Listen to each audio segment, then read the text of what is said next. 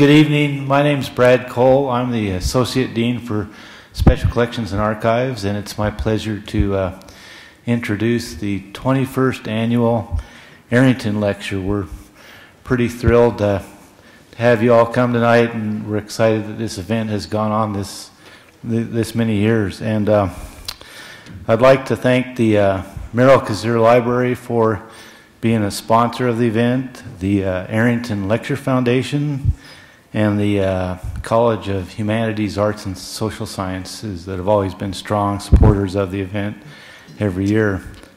I'd like to recognize one person this evening, and that would be Susan Madson's here, who is Leonard's daughter. And we're always delighted to have Susan and Dean with us. I don't think any of your other siblings are here this year, but you're carrying the torch, so thank you for coming. And a couple of housekeeping bits of information. The Tabernacle asked that there be no food and drink in the building, and the exits are to the back. The bathrooms are downstairs on the north side, and we're responsible for cleaning up the event site after it's over, so if you could take any flyers or papers with you, that's much appreciated. And also, as we've done for the last 8 years, we have a student writing award competition tonight, and college students that attend the Arrington lecture take notes and then write a 2,500-word essay are eligible to enter for a $1,000 prize for the best essay. And any students that are interested in doing that, we have the entry forms at the back of the Tabernacle, as well as we're part of the Aggie Passport program tonight. And if a student comes to get their Aggie Passport stamped, that is in the back of the exit also. And now I'd like to invite Gary Anderson, who's on our board of directors, to say an opening prayer for us.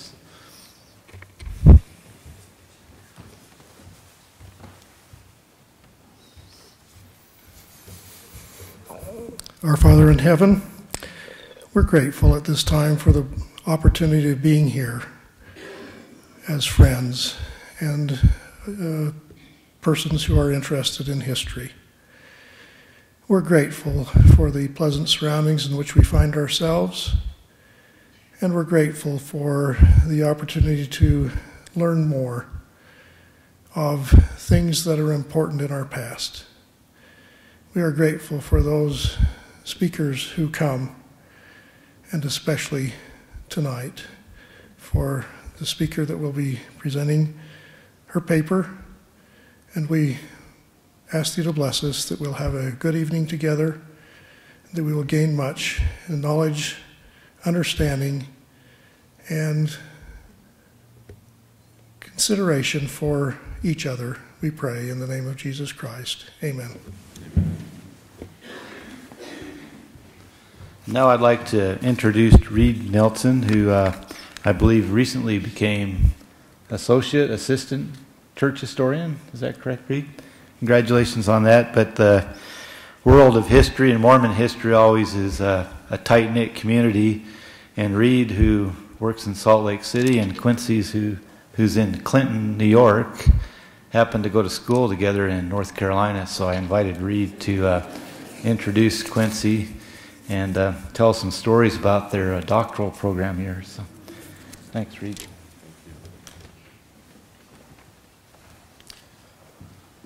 Well, good evening. I was delighted to be able to introduce a fellow classmate of mine. As Brad mentioned, Quincy and I, Dr. Newell, had the opportunity to go to graduate school together, so we've known each other for some time. Before I speak about Quincy and her background and her contributions to the growing field of Mormon studies, I thought I'd say a word in tribute of Leonard Arrington.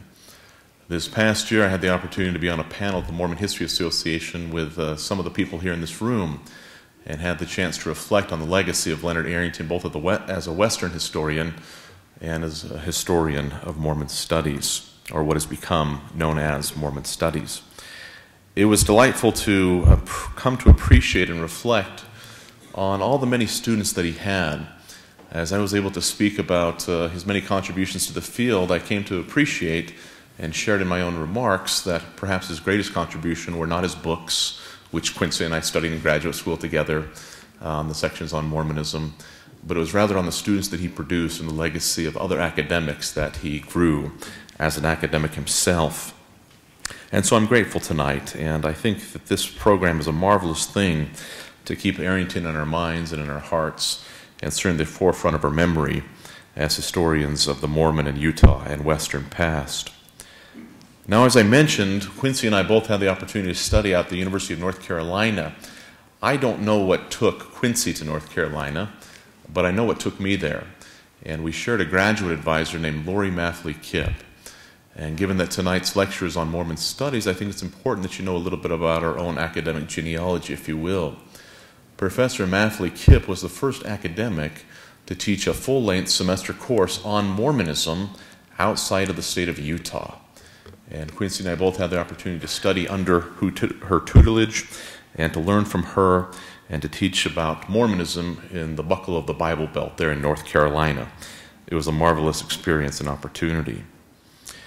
I remember meeting Quincy for the first time, who was a few years ahead of me in graduate school, and coming out from Utah and not being exposed to some of the thinkers that by that time were secondhand to her. I remember being in awe of her and other graduate students who knew how to pronounce Max Weber's name with a V and not a W. I walked around campus saying, "Oh yeah, Max Weber thinks," and people looked at me thinking, "What program are you in?" I was impressed with anyone that could pronounce Foucault or talk about Hegelian theory or talk about liminal states or so many of the other things and jargon that we use as graduate students. And Quincy was above me and was always kind to me, and it's an honor to be here with her tonight. Let me tell you a little bit about her and her background and the contributions she's made. She is currently a specialist in religious history of the American West. After more than a decade on the religious studies faculty at the University of Wyoming, where we've had more interaction, me working in Salt Lake, her being in Wyoming, she now teaches in the religious studies department at Hamilton College in New York.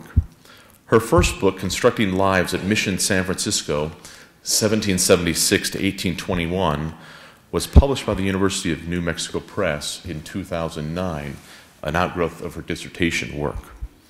With Eric F. Mason, she co-edited New Perspectives in Mormon Studies, which was published by the University of Oklahoma Press in 2013. She has also published numerous articles in journals and essay collections. She is currently writing a biography of Jane Elizabeth Manning James, an early African-American Mormon, which will be published by Oxford University Press and which will be the subject of her lecture this evening. As we corresponded about what she's pleased about her career or what contribution she feels that she's made, I think that she has reflected on how she's helped develop the field of religion in the American West. In fact, for several years now, she sat on both the steering committees at the American Academy of Religion for Religion in the American West and also the Mormon Studies section there. She certainly considers herself a Westerner, herself, having grown up in Portland and near Lake Oswego. Is that how you say it? Oswego. Oswego in Oregon, nearby the Latter-day Saint Portland Temple there. I'd like to conclude my introduction by actually referencing some words that she wrote in her introduction to New Perspectives in Mormon Studies. The subtitle, which is germane to the introduction, Creating and Crossing Boundaries. She said the following when looking at Mormon studies, and I think one of the purposes of our lecture tonight, which is to break down and expand boundaries and do bridge building. Dr. Newell writes, in academia, then, the breakdown of boundaries can be both dangerous and generative. As scholars, we often zealously protect the boundaries of our disciplines, but we also recognize and celebrate the fertility of interdisciplinary work. And even as we encourage our students to get quote-unquote distance on their subjects, we urge them to bridge that distance, to enter imaginatively into the life and the thought of someone different from themselves. That is the religious studies ideal, so often expressed in the mandate to, quote, make the strange familiar and make the familiar strange, end of quote.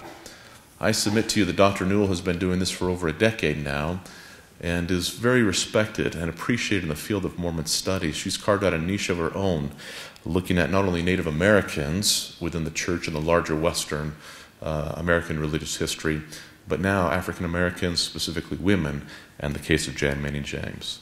I give you Dr. Newell.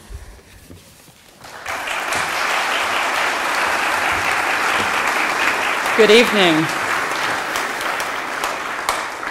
It is really a pleasure to be here, and it's an honor to have been selected to give the 21st Annual Arrington Lecture tonight.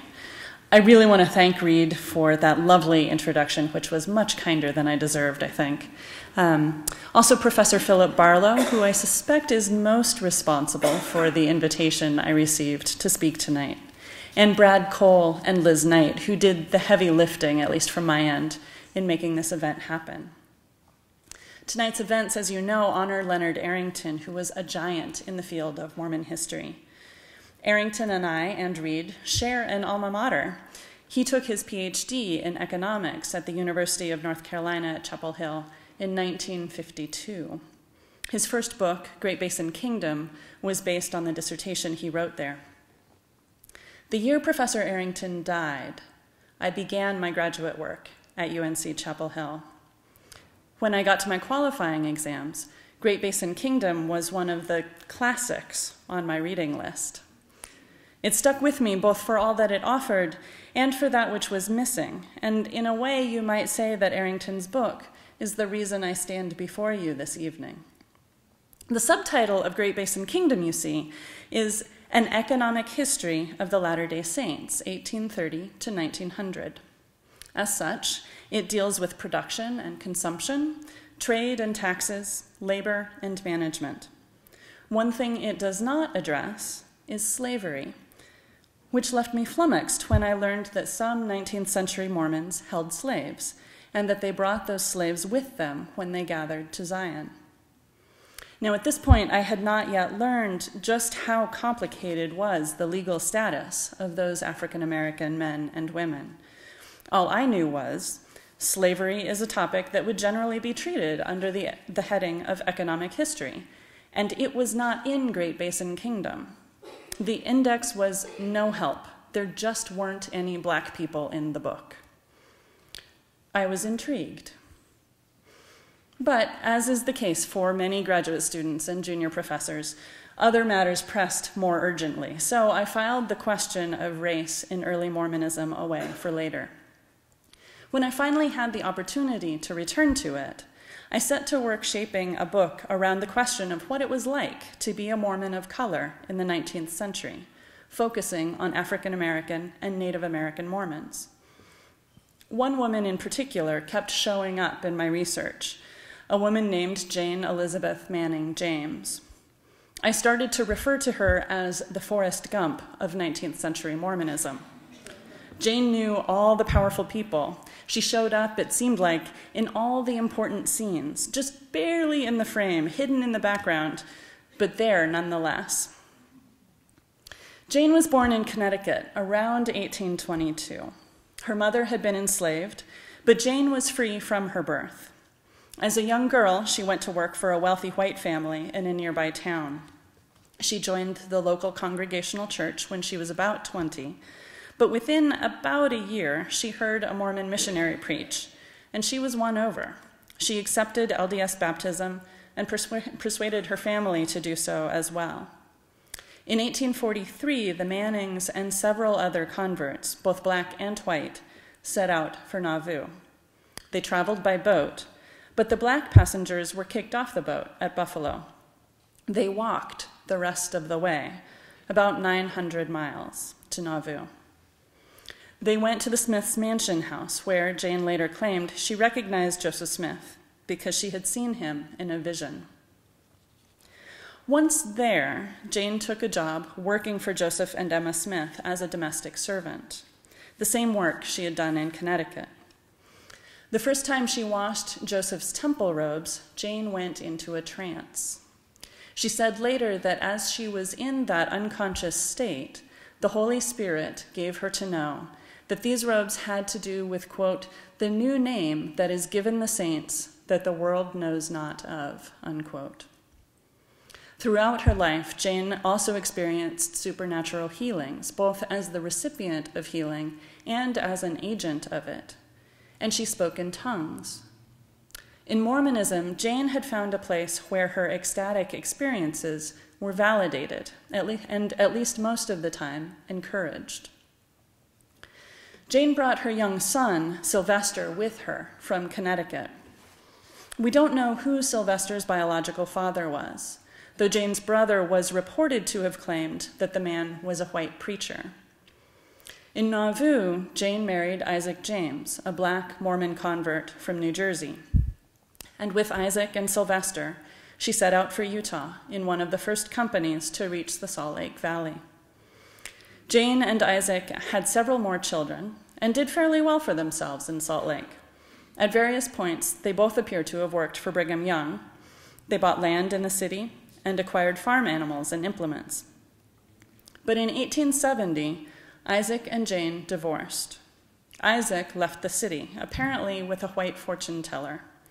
Jane remained behind. She took up for a time with Frank Perkins, another black Mormon, but the relationship didn't last.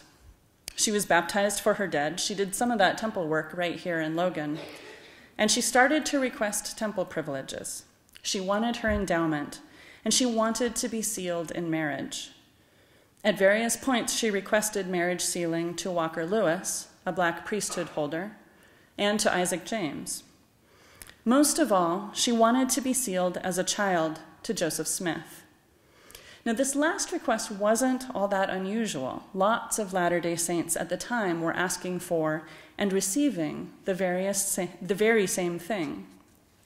Jane said that Emma Smith had offered this opportunity to her way back in Nauvoo, and that she had turned it down at the time because she didn't understand. But she wanted to change her mind now. Please, could she be sealed to Joseph as a child? Over and over, Jane made this request. She visited church leaders in their homes. She wrote letters. She asked influential women to write on her behalf. Meanwhile, Isaac returned after 20 years away. He died less than a year later. Jane held his funeral at her house. And still, she petitioned to be sealed to Joseph Smith as a child. Church leaders kept saying no.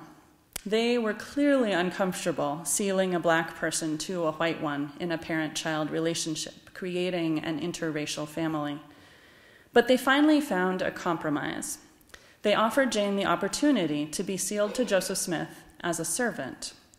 She apparently agreed, because a ceremony was created and performed, with Zina Young acting as proxy for Jane, even though Jane was alive and well. Still, that wasn't enough. Quorum of the 12 Minutes tell us that she returned to petitioning for an adoption sealing after that. Her campaign lasted pretty much until her death in 1908. So with a life story like that, you can see why I am fascinated by Jane. You might say obsessed, and that would be reasonable. But I'm also deeply interested in the ways that Latter-day Saints talk about Jane, the ways they tell her story to each other. And that is what I will focus on tonight. Jane's story was largely forgotten for about half a century after her death. In the 1960s and 1970s, a few pieces appeared, laying out her biography and digging up some of the documentary evidence connected to her life. But with one exception, which I'll talk about in a few minutes, talk about Jane was infrequent, and publications were not widely circulated. All that changed around the turn of the millennium. Suddenly, American Mormons started talking about Jane all the time, or at least it seemed that way. There were books, articles, novels, plays, blogs, films, monuments, even fine art. Jane became comparatively well known, and Latter-day Saints told her story over and over again. What's curious to me is that Jane's current popularity is far larger than her role in LDS history actually warrants. Now, this is not simply a manifestation of the general LDS enthusiasm for Mormon history. If it were, I think it would have shown up much earlier. So, what explains the timing and the shape of this recent Jane James mania? Why is she so widely discussed now, when she hardly merited a footnote in the 1960s or 1970s? And why do Latter-day Saints tell her story in the ways that they do? I'll endeavor to persuade you tonight that Jane's story does several things for modern Latter-day Saints. First, Jane's story provides a model for living a devout LDS life through trying circumstances, especially for Latter-day Saint women. Her story also helps revitalize the LDS faith by confirming its truth and returning some of the enchantment to it in a thoroughly disenchanted world. Second, Jane's story helps the LDS Church construct a story of its past that positions the Church optimally for the future. Jane's story drives home the point that the LDS Church is racially diverse and makes the case that it has always been a multiracial church. Moreover, Jane's relationship with Joseph Smith, which she portrayed as particularly close and friendly, helps depict Smith as a non-racist. Thus, talking about Jane allows the Church to walk away from its problematic racial past and shift attention to the social norms it carries into the future.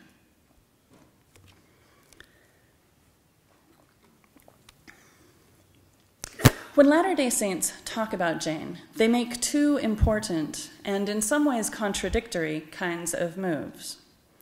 First, they universalize Jane's story. Even though she gets Mormons' attention because she was an African-American convert in a time when African-American Mormons were pretty unusual, some of the ways in which Mormons talk about Jane drain her story of that racial particularity, denying the significance of race and focusing instead on Jane's identities as a woman and a mother. This universalization of Jane's story makes her an accessible example of good LDS living. She becomes someone that the largely white American Mormon audience for her story can and should emulate. And she especially becomes a model of LDS femininity. Secondly, Mormons who talk about Jane dwell in her racial particularity. However, they do so by emphasizing characteristics that are stereotypically associated with African Americans, characteristics that are not necessarily historically correct in Jane's case. So they paint Jane with their idea of blackness, rather than necessarily attending to Jane's actual experience. Drawing on long-standing cultural associations that link Black people with primitiveness, those who narrate Jane's story in this way use those associations to confirm Mormonism's truth claims, and they use the exoticism of the primitive to make the faith feel a bit less like the rational, civilized, workaday world, a bit more enchanted. I will discuss each of these moves in turn. First, the universalizing, then the particularizing. As far as I have been able to tell, the first official church treatment of Jane James's life was a 1979 article in Ensign by Linda King Newell, to whom I am not related, and Valine Tippett Avery. The article was called Jane Manning James, Black Saint, 1847 Pioneer. The aspects of Jane's life that subtitle highlighted might at first glance have singled her out as utterly unique. But Newell and Avery skillfully wove their tale in such a way that their audience, mostly white Mormons, was able to find in Jane a model to emulate. Newell and Avery's account was important because it was the first really widely available narration of Jane's life. And because it appeared in Ensign, it bore the church's official stamp of approval, so to speak. Not surprisingly, then, this article became the model for many of the later renditions of Jane's life. Newell and Avery presented a Jane James who was particularly fitted for the 20th century church. They omitted several of the details I shared with you a few minutes ago, even though those details were available in the sources they consulted. For example, they didn't talk about Jane's ecstatic experiences of visions and dreams, or speaking in tongues. They also didn't discuss her relationship with Frank Perkins after her divorce from Isaac James, Nor did they bring up the question of her first child's father. They also didn't talk about Jane's requests to be sealed to Joseph Smith, or the fact that she was sealed to him as a servant. Now, every historian must omit some details, and Newell and Avery were likely working with a pretty strict word limit for this Ensign article. But these omissions weren't just random space-saving cuts. They fit a pattern that suggests a thoughtful shaping of Jane's image, much as a photographer might strategically crop a photo to present her subject in the clearest way possible. The key to the pattern was in that subtitle, Black Saint, 1847 Pioneer. I'll focus for the moment on the saint and pioneer aspects presented here, and then circle back to the question of Jane's blackness. When she told her own life story, Jane presented herself as something of a religious virtuoso. She spoke in tongues early, as soon as she converted to Mormonism, and often in meetings of the Retrenchment Society in the late 19th century. She healed herself and others by faith without the aid of the priesthood. She received sacred knowledge from the Holy Spirit about temple ceremonies from which she was otherwise excluded. These ecstatic religious experiences were important to Jane and to her sense of who she was as a Latter-day Saint. They were not, however, all that unusual in her day. Other people did the same things. They spoke in tongues, they healed and received healing through supernatural means, they had visions and received divine communications. How times have changed. Today, Latter-day Saints understand the gift of tongues to refer primarily to the ability of missionaries to learn foreign languages quickly. That's completely different from the way Jane James and her contemporaries understood it. To them, Orson Pratt wrote, speaking in tongues was an assurance, quote, not only of the truth of the doctrine of the church, but that they themselves were accepted of God, unquote. 19th century Latter-day Saints understood the gift of tongues to come in two forms: glossolalia, or speaking in an unknown language, often identified as the language of Adam, and xenoglossia, or speaking in human languages of which the speaker otherwise has no knowledge. The latter form, xenoglossia, was of great value in the Latter-day Saints' missionary work. But the former form, glossolalia, was regularly manifest in LDS congregations, and it is this form of tongues that Jane experienced. Today, you'd be hard-pressed to find a Latter-day Saint who has experienced glossolalia, unless she or he was a convert from Pentecostalism. Healings are still sought, but in acute cases, like one that Jane talked about that involved open wounds, Latter-day Saints are likely to get medical help rather than relying solely on prayer. And Latter-day Saints certainly seek and expect to receive divine communications, but reports of trances and visions are infrequent. Jane's version of Mormonism, one that looked practically Pentecostal in its spiritual manifestations, has faded away, replaced by a buttoned-down, correlated, respectable form of the faith. Those ecstatic experiences are now associated in American culture with the religions of the disinherited, America's economically marginalized and often racially stigmatized groups. Think snake handlers, voodoo priestesses, and holy rollers. In their profile of Jane, Newell and Avery distanced her from these marginal populations and fit her into the mold of this later, respectable form of Mormonism by omitting virtually all of her ecstatic religious experiences.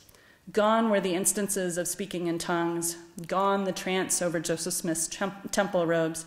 Even most of the healings disappeared from the narrative. What remained was a Jane James who might easily worship with the readers of Newell and Avery's article, a woman readers could almost imagine sitting next to them in Sunday school or Relief Society. Strategic omissions, like those that de-emphasized Jane's image as a religious virtuoso, also enabled Newell and Avery to emphasize her moral virtues. By omitting the less savory details of Jane's sexual life, the fact that her first child was born out of wedlock, and the fact that she took up with another man after her divorce, in particular. Newell and Avery sanitized Jane's history and strengthened the image of Jane as an exemplary Mormon woman. Newell and Avery repeatedly emphasized Jane's Mormon values and pioneer virtues. She endured the hardships of pioneer life, they said, and she had a great sense of adventure and courage. She had great faith that helped her keep going through the hardships of her journey to Nauvoo. And once the Saints reached Utah, Jane and her family demonstrated hard work, thrift, and perseverance that helped them acquire a home and farm animals. At the end of her life, as Newell and Avery related it, Jane continued to be steadfast, with undaunted faith and loving generosity. Newell and Avery characterized Jane's repeated petitions for sealings as growing out of these two characteristics, faith and generosity. In their telling, she, quote, respectfully requested permission from the First Presidency for her family to be sealed to her, unquote. This gloss on the story omitted Jane's requests to be sealed to the black priesthood holder Walker Lewis, which might have been seen as infidelity to her ex-husband Isaac, as well as her requests to be sealed to Joseph Smith as a child, and her requests to receive her endowment, which might have raised uncomfortable questions about the racial policies of the 19th century church. Newell and Avery also omitted entirely Jane's sealing to Joseph Smith as a servant. The conclusion of their discussion of Jane's requests showed the reader that Jane's faithful obedience was ultimately rewarded. Quote, although permission for sealings was denied at the time, they wrote, Jane was able to be baptized for her kindred dead. And then in parentheses, temple work, endowments, and sealings has recently been done for Jane and her family, unquote. Importantly, Jane's model of faithful living, as seen in Newell and Avery's profile, was available to Latter-day Saints regardless of their racial identities. Even though the subtitle of the article made a point of noting that Jane was a black saint, Newell and Avery's discussion of that identity was thin. To be sure, Newell and Avery highlighted Jane's race at key moments throughout the profile. In the first paragraph, which described Jane's arrival in Nauvoo with her traveling companions, Jane was, quote, a free black woman, unquote. Describing Joseph Smith's campaign for president in 1844, Newell and Avery speculated that, quote, Jane in particular must have felt a sense of personal importance, that one of the planks of the platform was a strong proclamation to break off the shackles from the black man and hire him to labor like other human beings, unquote. Newell and Avery identified Jane's suitors as black, and they described Jane and her family on the trek to Utah in heroic, racialized terms.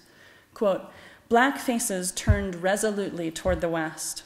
Jane and Isaac James, their son Silas, and Jane's son Sylvester were counted in the lead company of the main encampment, unquote.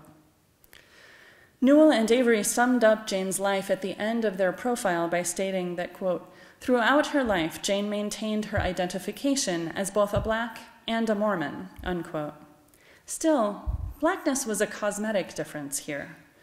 Newell and Avery did not explore the ways in which blackness shaped Jane's experience as a Latter-day Saint, how being a black saint might have been different than being a white one. The implication was that racial identity was not religiously meaningful, not in Newell and Avery's time, nor in Jane James's time. I have claimed that Newell and Avery portrayed Jane as a model for Latter-day Saints in general, but this version of Jane worked particularly well as a model of Latter-day Saint femininity. Newell and Avery's article came out as the United States debated the Equal Rights Amendment, sometimes in very heated terms. In contrast to the model of outspoken activist femininity offered at the time by women like Sonia Johnson, Newell and Avery's portrait of Jane as virtuous, obedient, and a steadfastly faithful woman offered an alternative version of pioneering Mormon womanhood. Newell and Avery closed with a quotation from Jane's autobiography. Quote, I want to say right here that my faith in the gospel of Jesus Christ, as taught by the Church of Jesus Christ of Latter-day Saints, is as strong today, nay, it is, if possible, stronger than it was the day I was first baptized. I pay my tithes and offerings, keep the word of wisdom. I go to bed early and rise early. I try in my feeble way to set a good example to all," unquote. The implication, of course, was that this black saint and 1847 pioneer did set a good example for everyone in her powerful faith, her patient obedience to priesthood authority, and her modest life of hard work, thrift, and loving generosity. And I've lingered on Newell and Avery's article because it was so important in shaping the way Jane James has been portrayed in the LDS Church since the article's publication. They set a pattern of noting Jane's race, but making it cosmetic at most, and of focusing more on the ways Jane lived up to LDS ideals of femininity than on how race shaped her experience as a Latter-day Saint. That pattern is readily apparent in 21st century treatments of Jane's life story as well. A monument placed at Jane James's grave may be the most tangible example of the way in which Jane's life has been drained of its racial particularity in favor of emphasis on the more universal aspects of her story. The monument is a relatively modest block of granite with brass plaques on both sides, pictures of which are on the handout you received this evening. When it was first placed at Jane's grave in the Salt Lake City Cemetery in 1999, the monument included only one of these plaques, a bronze relief depicting Jane sharing half of her flower with Eliza Partridge Lyman, a white woman. So that's the picture on the top of your handout. In 2005, the monument was completed with the addition of the second plaque on the opposite side of the granite block. This plaque, as you can see, was all text, interspersing quotations from Jane's autobiography with selected facts about her life. Now, the handout is a little hard to read in that photo, so here's what it said. Jane Elizabeth Manning James, quote, "I try in my feeble way to set a good example for all," unquote. Born free in 1882, and that's just a flat-out typo, they meant 1822, Fairfield County, Connecticut. Baptized LDS in 1841, she led a group of family members to Nauvoo, Illinois in 1843. Quote, "Our feet cracked open and bled until you could see the whole prints of our feet with blood on the ground," unquote. Jane lived with Joseph, Emma, and Mother Smith. Brother Joseph sat down by me and said, "God bless you, you are among friends," unquote. Married Isaac James around 1845, arrived in Salt Lake, September 22, 1847. Quote, "Oh, how I suffered of cold and hunger, but the Lord gave us faith and grace to stand it all," unquote. Shared half her flower with Eliza Partridge Lyman, who was near starving. Died April 16, 1908, outliving all but 2 of her 8 children. Quote, "But we went on our way rejoicing, singing hymns, and thanking God for his infinite goodness and mercy to us," unquote. Now, the only textual reference to Jane's racial identity was the statement that she was born free, implying that the opposite was possible, and thus suggesting Jane's race through the potential for her enslavement. Careful observers might infer Jane's race from her stereotypically African-American facial structure in the image on the opposite side, though nothing specified which figure represented Jane. Thus, although Jane was memorialized in this monument specifically because she was an African-American Latter-day Saint, her race remained unspoken, and other attributes again took center stage. The monument presented a Jane James whose behavior fit the mold for 20th and 21st century Latter-day Sainthood. Like Newell and Avery's profile, this representation of Jane removed her ecstatic religious experiences from view, focusing instead on her exemplary moral qualities. The opening and closing quotations controlled the interpretation of the text, informing the reader that Jane was to be taken as a good example, and that her life was to be seen as an instantiation of God's infinite goodness and mercy. The overwhelming theme of this abbreviated version of Jane's life was family. The text moved Jane from one family grouping to another, beginning with her biological family, continuing with Joseph Smith's family, and ending with Jane's husband and children. The deaths of most of her children by the end of her life set up the final lesson for the reader. In the face of overwhelming loss, exemplary Latter-day Saints go on their way rejoicing, singing hymns, and thanking God for his infinite goodness and mercy to them. The 2005 rededication service for the monument reinforced this emphasis on family. The monument was dedicated not only to Jane, but also to her family. At the same time, a headstone was placed at Jane's grave, engraved with the words, "In memory of Jane and Isaac James and family," on one side, and on the other side, "Sacred to the memory of the children of Jane and Isaac James," with the names of 8 children, and "Isaac and Jane's grandchildren buried here," with the names of 4 grandchildren. Elder Alexander B. Morrison, an emeritus member of the First Quorum of the 70, gave the dedicatory prayer at the service. Morrison's prayer emphasized the concept of family. The final petition asked that the monument be a place where people could, quote, "contemplate the eternal nature of the family and of sacred bonds which bind parents and children together through all generations of time," unquote. Here again, Jane's race mattered little. Instead, her role as mother and grandmother was the most salient feature of her identity, placing her in relation to her children and grandchildren. Now, that last petition in Morrison's prayer practically demands that we read his words and the monument and ceremony more generally in light of the First Presidency's 1995 statement, "The Family, a Proclamation to the World," which articulated a very specific understanding of the composition and function of families and the roles of family members. Both the plaque, placed in 2005, and the rededication ceremony that year portrayed Jane as someone who lived up to the principles of the proclamation. She married Isaac James and, as far as the reader of the plaque can tell, bore and raised 8 children with him. And since there was no mention of Isaac and Jane's divorce or Jane's subsequent relationship with Frank Perkins, readers were left to assume that Jane and Isaac fulfilled the proclamation's mandate of honoring marital vows with complete fidelity.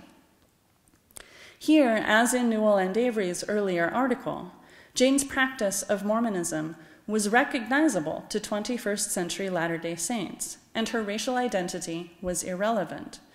The elimination of unfamiliar religious practices, like speaking in tongues, and of specific racial experiences, like Jane's exclusion from most temple ceremonies, and the sanitizing of Jane's sexual history, rendered her an accessible moral example for 21st century Latter-day Saints, and especially for women.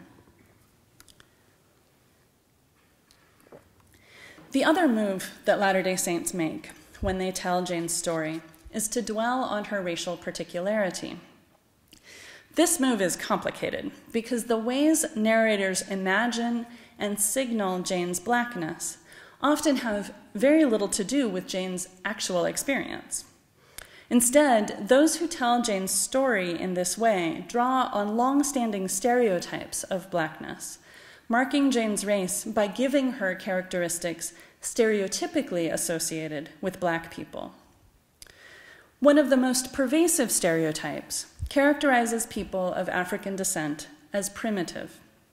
Now, this image can go in many different ways. Primitive religion, for example, as modern Westerners conceive it, is unscientific, irrational, sometimes downright magical. Think again about those voodoo priestesses. Jane's ecstatic religious experiences fit right into this category, which goes a long way to explaining why they were glossed over in narratives that sought to universalize her experience and make her a respectable role model for 21st century Mormons.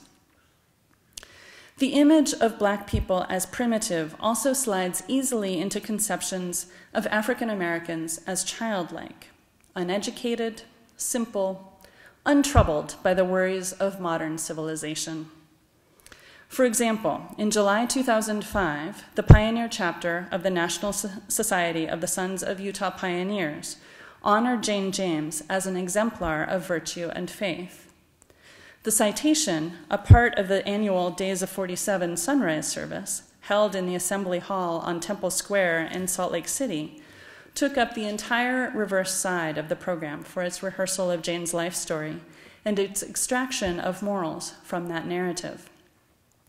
The narrative began with Jane seeing Joseph Smith in a dream and recognizing him as a prophet. On that basis, she requested baptism. Next, according to the text, quote, she was handed the Book of Mormon, but couldn't read it. But the book felt good in her hands. She understood its message, unquote. Now, in point of fact, we are uncertain about Jane's literacy. She claimed to be able to both read and write, but all of her letters that survive were actually written by other people, and the evidence for her ability to read is sketchy at best. It would not have been unreasonable, then, to suggest that Jane could not read the Book of Mormon, but this passage did much more than that. The tactile detail of Jane's encounter with the Book of Mormon, the book felt good in her hands, substituted for a more intellectual understanding of the message of Scripture. Instead, Jane magically absorbed the message of the book.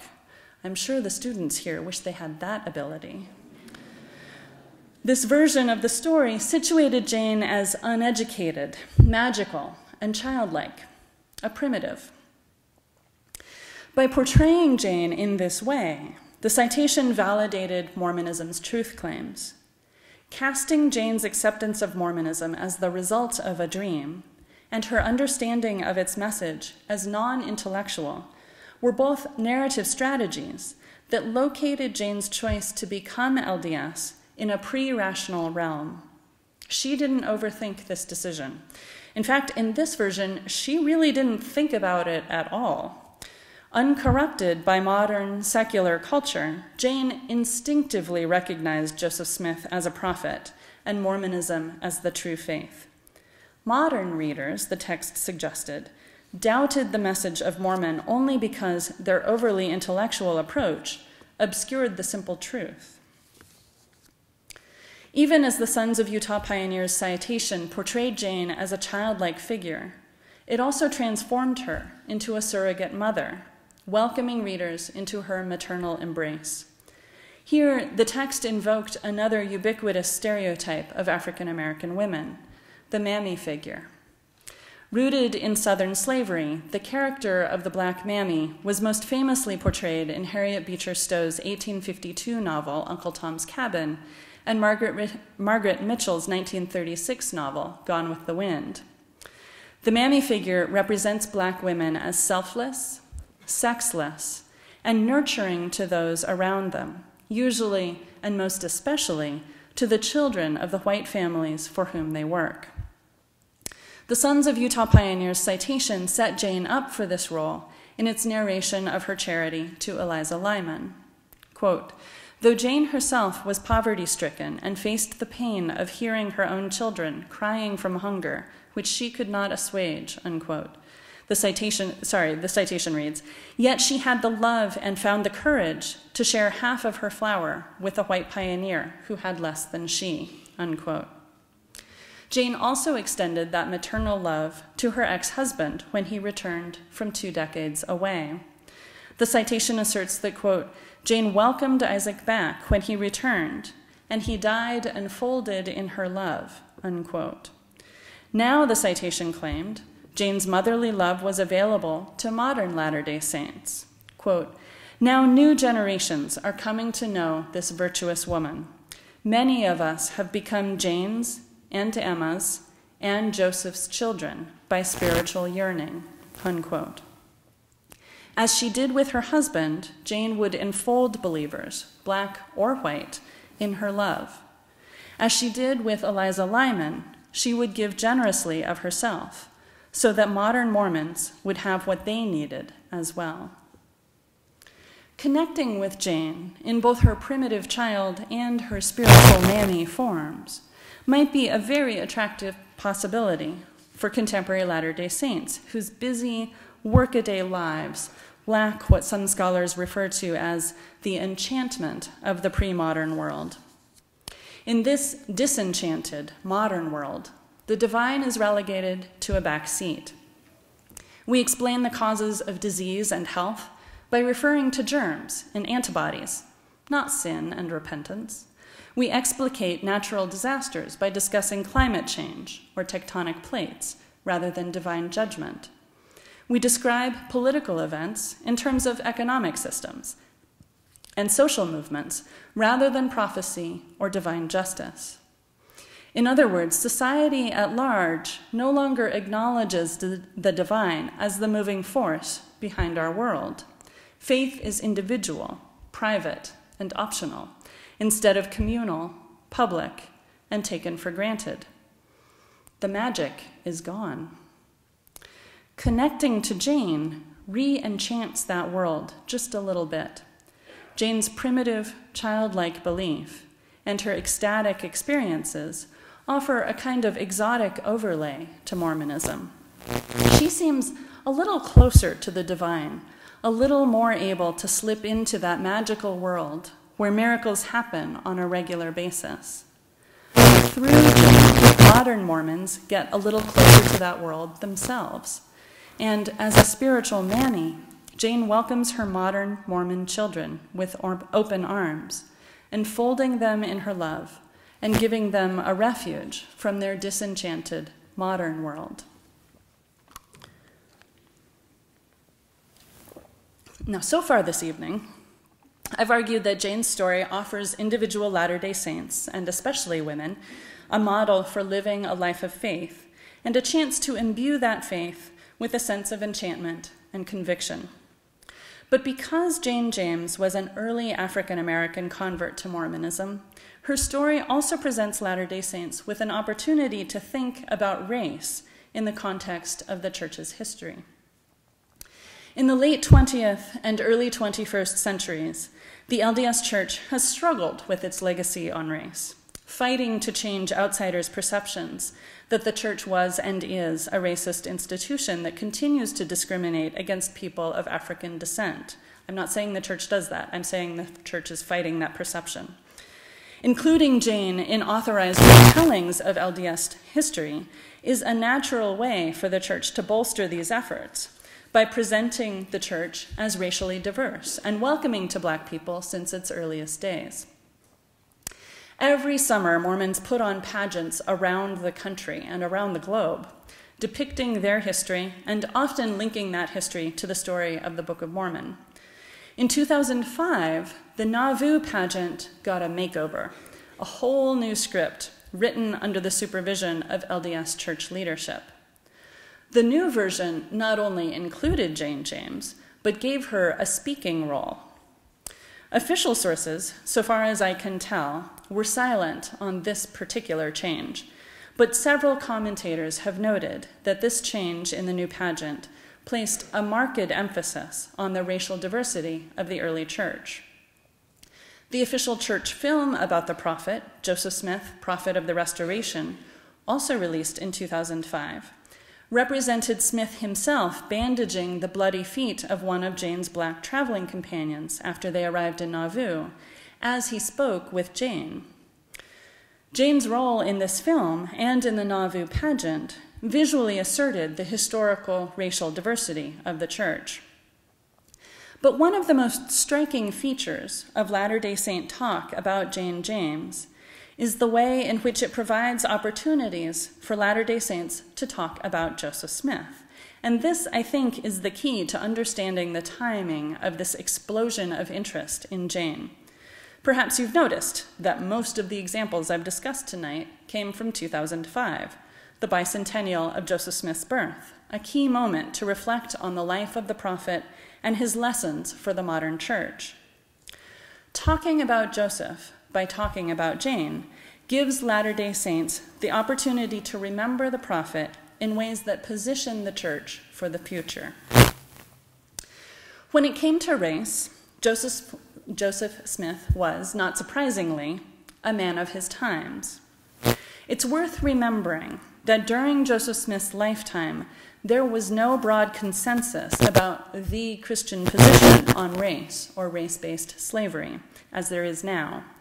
Rather, there was an ongoing debate on those questions, with extremists on both sides, and probably most folks somewhere in the middle.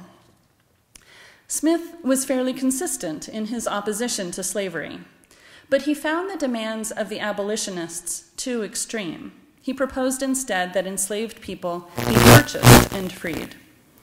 Smith seemed to recognize the innate equality of black and white people, but in almost the same breath, he suggested African Americans should be, quote, confined by strict laws to their own species, unquote, a statement that historian Richard Bushman interpreted as an expression of opposition to interracial marriage. Relatively progressive for the early 19th century, Smith's racial attitudes are a little harder to digest in the 21st century. The story of Jane James offers a remedy. For example, Jane's interactions with Joseph Smith in the church film Joseph Smith, Prophet of the Restoration, implicitly indicated that Joseph Smith did not see race as a barrier to religious or social bonds.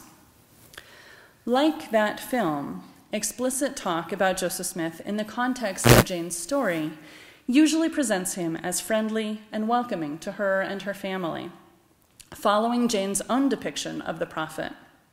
Now, Jane had good reasons for representing Joseph in this way. By emphasizing her intimacy with the prophet and his family, and the ways in which Joseph made her feel welcome, Jane hoped to persuade church leaders to grant her the endowments and sealings she so deeply desired. 21st century commentators have different concerns. Their depictions of the prophet suggest that they hope to rehabilitate the prophet's image, eliminating the ambivalences in his statements on race, and rendering him a prophet fit for the 21st century, friendly, welcoming, and racially tolerant. One standard strategy is to suggest that Joseph understood what it was like to be black in 19th century America, because he too had suffered persecution.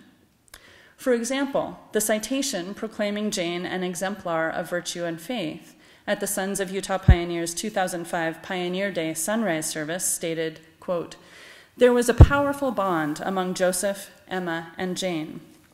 All three knew persecution. All three knew they were of the same blood, the blood of Israel," unquote. Equating the suffering of Joseph Smith, Emma Smith, and Jane James, this narrative argued that their shared knowledge of persecution brought the three together and gave them a common kinship. In her remarks at the 2005 rededication of Jane's monument, Susan Easton Black also drew a parallel between the prejudice and discrimination that 19th century African Americans faced and what Joseph Smith experienced. Quote, "The prophet," she stated, "knew much of prejudicial treatment. He had endured tarring and feathering, an extermination order, and imprisonment in Independence, Richmond, and Liberty Jail.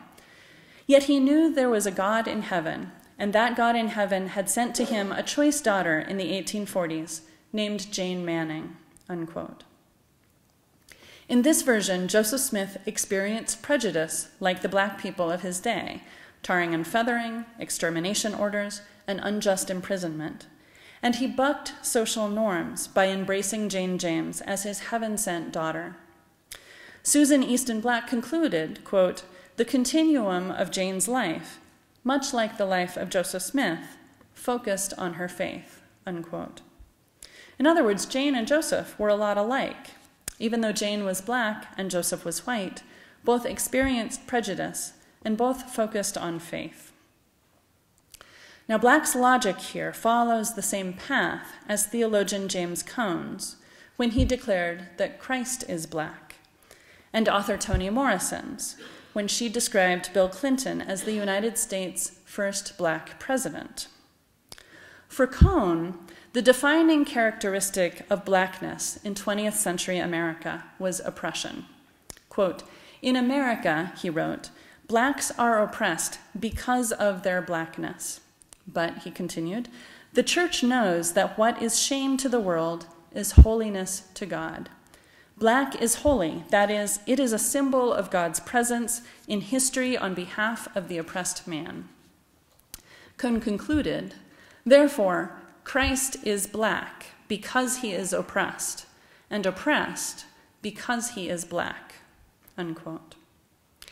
Similarly, Toni Morrison wrote in the New Yorker magazine in fall of 1998 that Bill Clinton was our first black president for two reasons. First, he, quote, displayed almost every trope of blackness: single-parent household, born poor, working class, saxophone playing, McDonald's and junk food loving boy from Arkansas, unquote. Second, the president's body, quote, the president's body, his privacy, his unpoliced sexuality became the focus of persecution. He was metaphorically seized and body searched, unquote. So for Cohn, blackness is about siding with the oppressed. And for Morrison, it is about being treated like black people. Now recall Susan Easton Black's description of Joseph Smith, quote, he had endured tarring and feathering, an extermination order, and imprisonment. Yet he knew there was a God in heaven, and that God had sent to him a choice daughter named Jane Manning, unquote. That description, I think, made Joseph Smith the LDS Church's very first black Mormon. As Susan Easton Black and other commentators, too, have framed Joseph Smith's story, he was treated like black people, fulfilling Toni Morrison's criterion for blackness. And he sided with Jane James and other black people, fulfilling James Cone's requirements. And I don't mean to imply that Susan Easton Black would endorse this conclusion. I simply want to point out the logic of equating the persecution that Joseph Smith encountered with the race-based oppression that African Americans faced. What better way to rehabilitate Joseph Smith's racial attitudes than to make him black in all but skin color?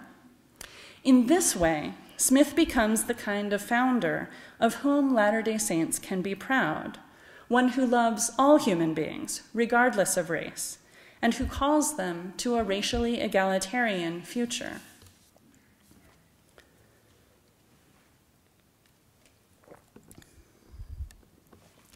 Several years ago, Kathleen Flake argued that Joseph F. Smith and the other leaders of the LDS Church used events surrounding the first centennial of Joseph Smith's birth to ease the Church's transition into the 20th century, emphasizing the Church's foundations in restored church order, divine authority, and continuing revelation.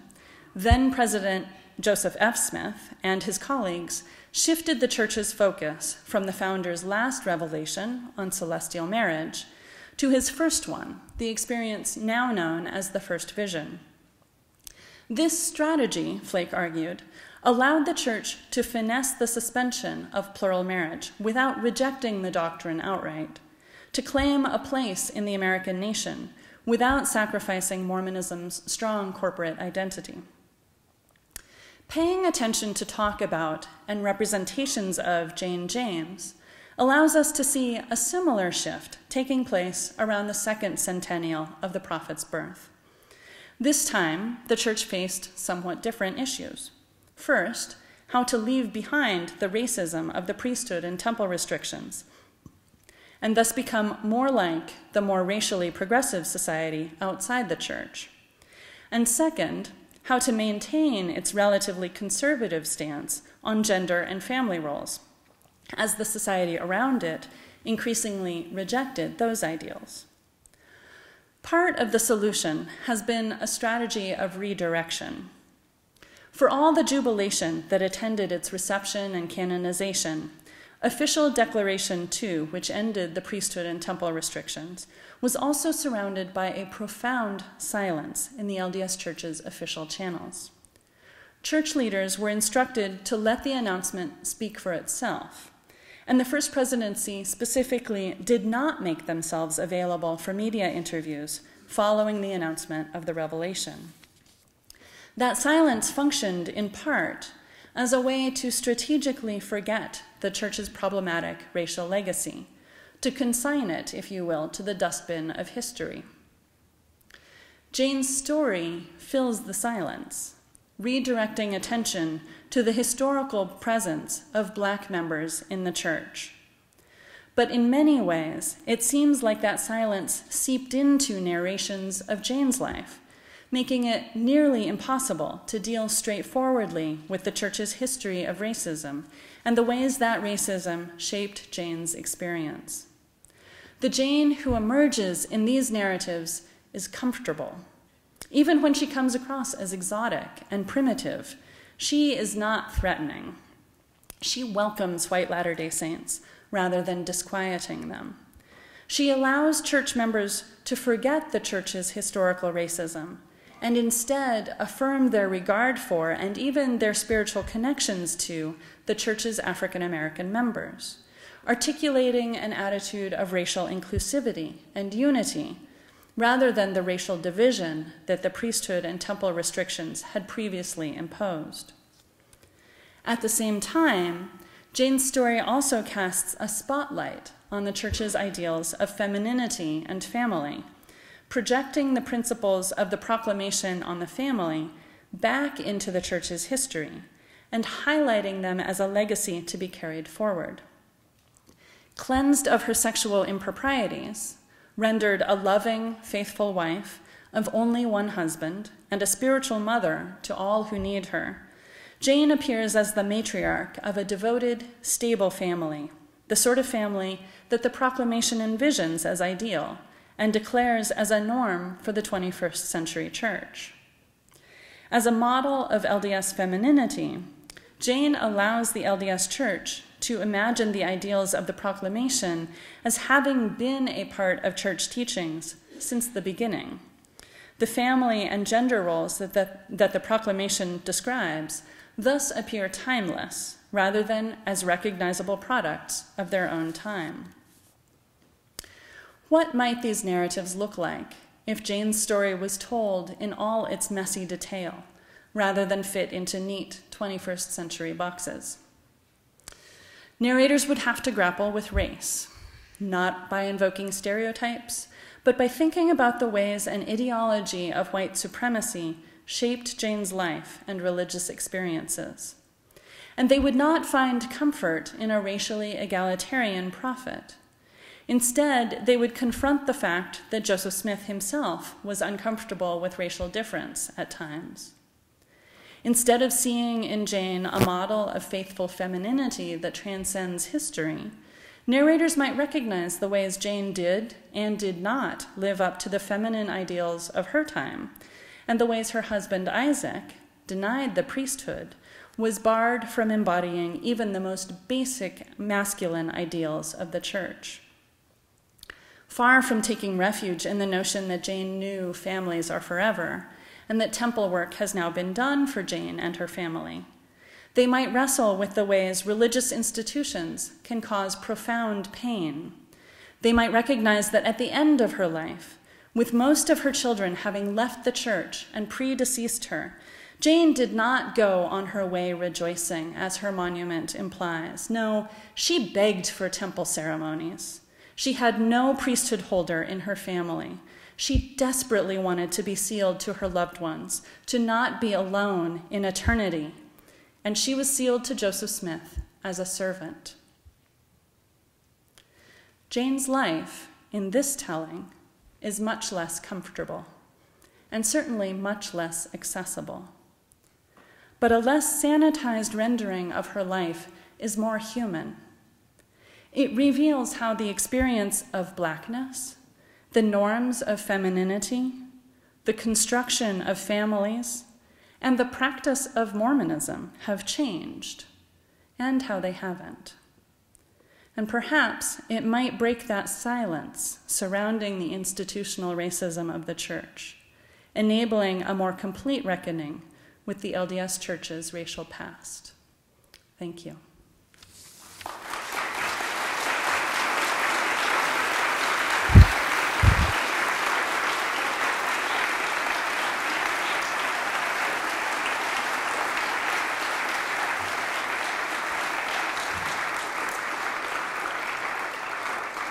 I'm told we have time for questions, so I'll entertain questions.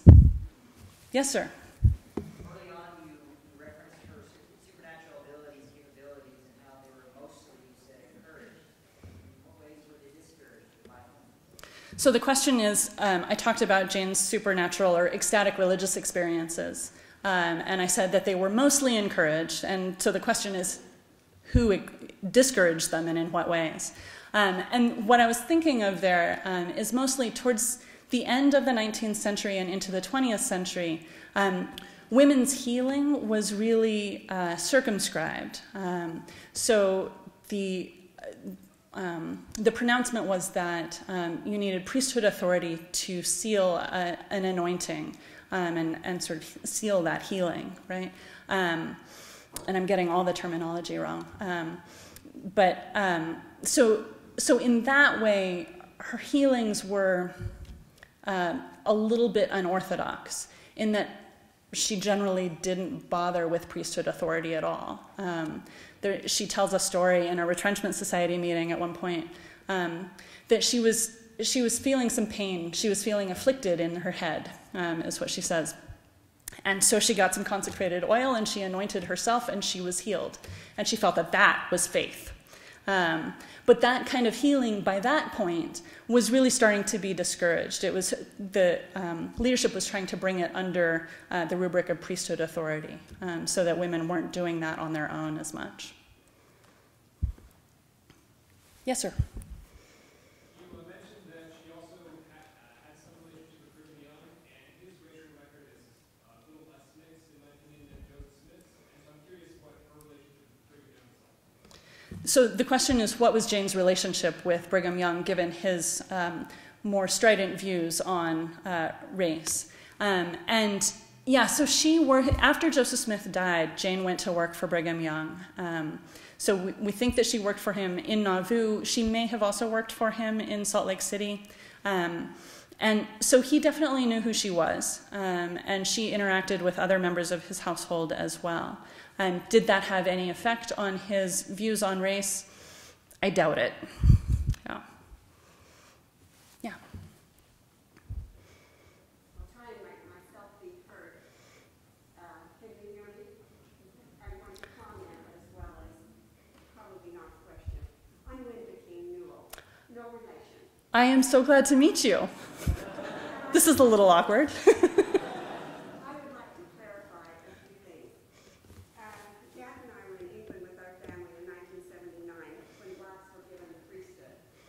And we were at a dinner party with friends when they asked what our opinion was of the church granting blacks the priesthood. We were both just said, well, we didn't know that until they brought us an article from the London Times, and we read it there. We went home, called Logan, and who had also received calls from all over the world that same night. And then I called Lavina Philby Anderson, who was an editor at the Ensign, and said, Lavina, we want to do an article on Jane Manning James. And she said, you've got it. And so you'll notice that was published that same year. Mm-hmm. We had known about Jane, and you mentioned 5 things that we neglected to talk about. All 5 of those things were in the manuscript that we submitted to the Ensign. And I think as you talk about how the church viewed Emma, how that article allowed them to view Emma, I think you need to remember that it's how the Ensign allowed them. I mean, we have the choice of pulling the article, but this was the first article on any black person, except for the one article about the ordination of blacks, ever published by an official publication of the church. So all of those things were in there. And we treated some of them in the biography in Mormon Enigma, the biography of Emma Smith, although that was not Jane's story. Right. She was a part of it, but Mm-hmm. we couldn't do that Mm-hmm. in detail. And I tried to doing a biography of Jane with me, and we didn't feel like that there was enough archival evidence to make it a full biography. So congratulations on your finding this and doing it. And I really think that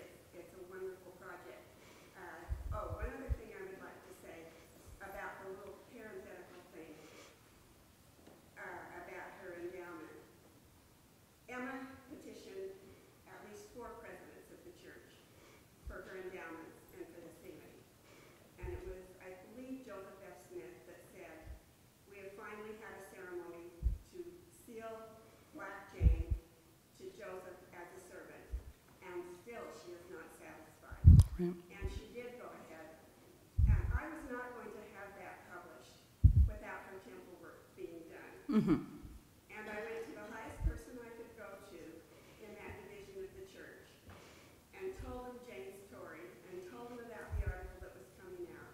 And I said, I want to do her work. And he said, if you'd come a week before, I'd have said no. But last week the brethren passed a ruling that you could do temple work for special friends. And he said, I would consider you Jane's special friend.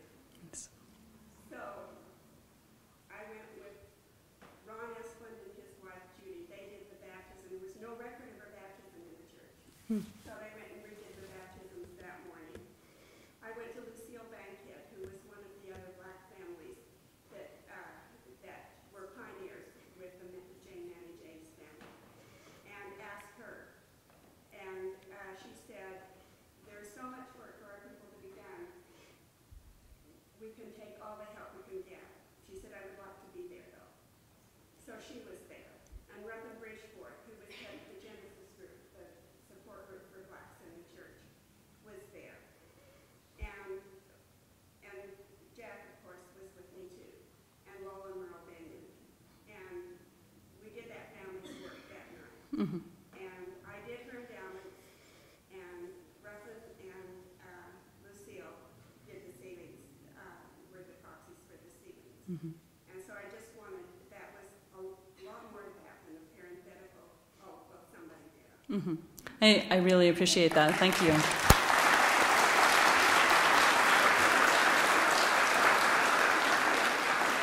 Yes, ma'am.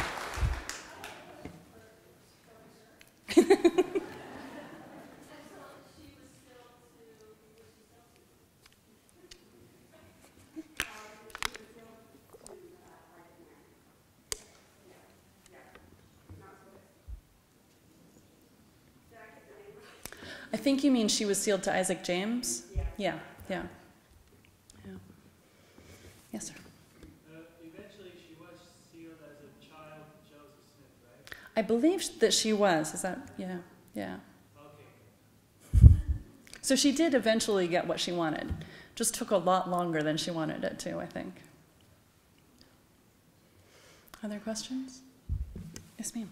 Just to note, Harvey shorthand, Max Mueller brought a letter to me written by poor Jane, I think about 1903, I can't remember the year, to Joseph S. Smith, President Smith, requesting to be sealed to Joseph Smith. At the bottom of the letter were 2.5 lines of shorthand, obviously to write down for an answer. And obviously he was extremely anxious to know what it said. When we got the letter, I sat down and it said, I'm busy getting ready for General Conference. Please come see me after conference. And that was all the answer she got at that point. Yeah.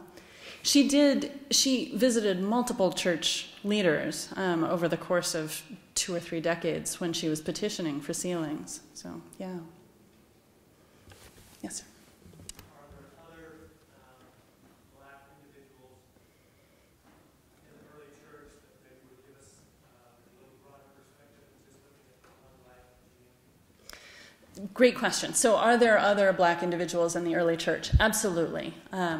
Our evidence is not great on them. So we know that there were several families.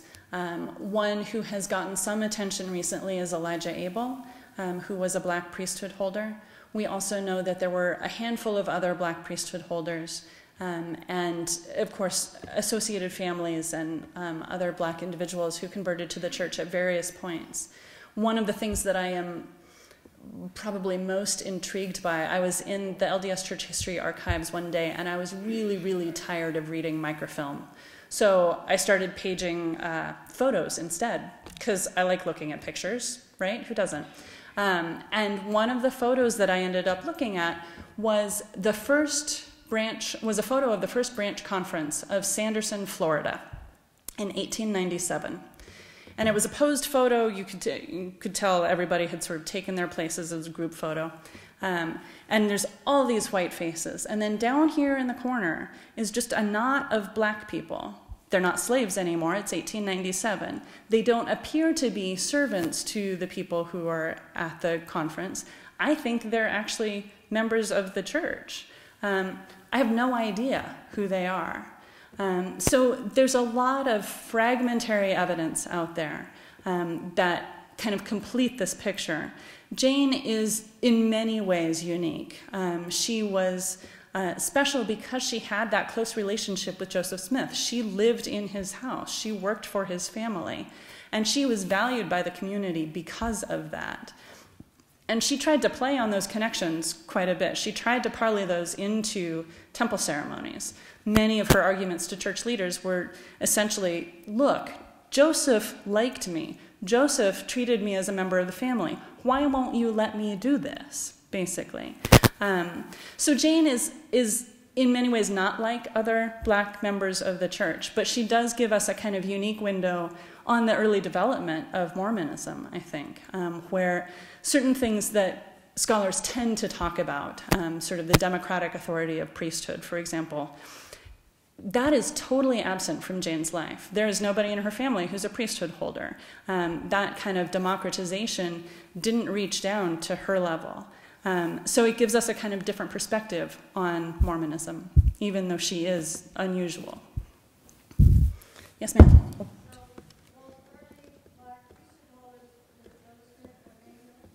Joseph Smith was aware of them, but we don't think that he did the ordinations himself in most cases. He certainly knew that they existed, and apparently had no problem with that. Towards the end of the 19th century, well after Joseph's death, as the priesthood ban is crystallizing, church leaders, their memories start to change, and they start to remember Joseph Smith saying that black men shouldn't hold the priesthood, that ordaining black men was a mistake, things like that. And we know that Joseph Smith didn't say those things. So these memories are constructed, as all memories are, and in this case, inaccurate.